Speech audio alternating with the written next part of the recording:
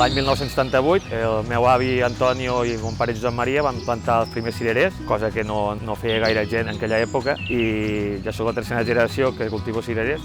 Sempre collim a mà, intentant de no donar cops a les galletes perquè no es toquin les cirerers, perquè és un fruit molt sensible. Precisa molta mà d'obra i molta paciència perquè has d'anar estirant una a una. Ja fa uns quants anys que treballem en Plus Fresc i la veritat és que estic molt content perquè valorem molt el producte local, els productes bons de qualitat, de proximitat i sobretot que siguin d'aquí i de Lleida.